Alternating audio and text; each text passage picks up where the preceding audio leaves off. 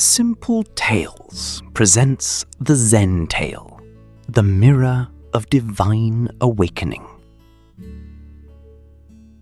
Long ago, hidden among towering cedar forests and mist-covered mountains, stood the ancient Shōrin Temple. Unlike other monasteries, it had no banners or golden statues. Travelers often left confused because the monks owned almost nothing. Yet people whispered of one sacred treasure, the Mirror of Divine Awakening. Legends claimed it could reveal true destiny or show heaven itself. Kings, warriors, and nobles sought it, but the monks always refused. "The mirror cannot be given," the old abbot would say calmly. "It can only be understood." One crisp autumn morning, a young scholar named Ren arrived after days of climbing through cold mountain rain. He had spent his life studying sacred texts, but carried a deep emptiness inside. Hearing of the mirror, he believed it held the enlightenment he sought. At the gate, an elderly monk sweeping leaves greeted him. Ren boldly announced, "I seek the mirror of divine awakening. I have travelled far." The monk nodded gently and handed him a heavy wooden broom. "The courtyard is covered with leaves," he said. Ren protested, but the monk replied softly, "Nevertheless, the leaves continue to fall." Reluctantly, Ren began sweeping.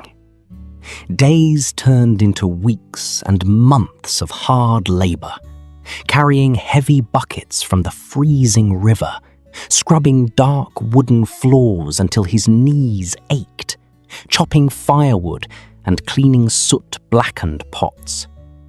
At first, he grew angry, feeling humiliated. While hauling icy water at dawn, he muttered bitterly about wasted potential. He believed the monks were deliberately insulting a learned scholar like him. One evening, unable to contain his frustration, Ren confronted the elderly monk. "You have wasted my time. I came seeking enlightenment, not chores." The monk remained calm and poured tea into 2 simple cups. He asked gently, "When you carried water this morning, where was your mind?" Ren admitted he was thinking only of the mirror. The same was true for sweeping and washing bowls. The monk smiled with profound patience and said, "While carrying water, you were not carrying water. You are living in a place that does not exist." That night, Ren lay awake, listening to rain on the temple roof, beginning to question everything. The next morning, something in Ren changed. He started listening to the sound of the broom on stone, feeling the cold river water and breathing the sharp cedar scent while chopping wood. The restless chatter in his mind slowly quieted. Seasons passed, winter snow, spring flowers, summer winds, and Ren's desperate hunger for the mirror faded. He was no longer just a scholar chasing a prize. He had become a man simply living in the present.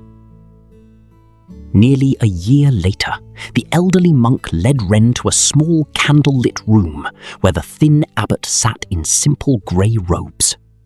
Beside him rested a cloth-covered object. With trembling hands, Ren uncovered the mirror of divine awakening.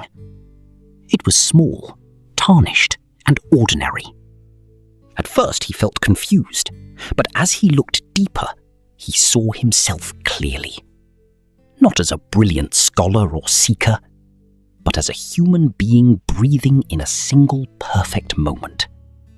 The endless inner struggle dissolved. The abbot said softly, The mirror has never shown heaven. It merely reflects what has always been there. Ren bowed deeply in gratitude. Years later, as an older monk himself, he would greet new travelers by handing them a broom and pointing to the courtyard. In this Zen tale, we learn that enlightenment is not a distant prize, but a state of presence to be practiced. We often overlook the beauty of daily life while chasing grand revelations. The truth we seek is already within us, hidden in the simple moments we try to escape.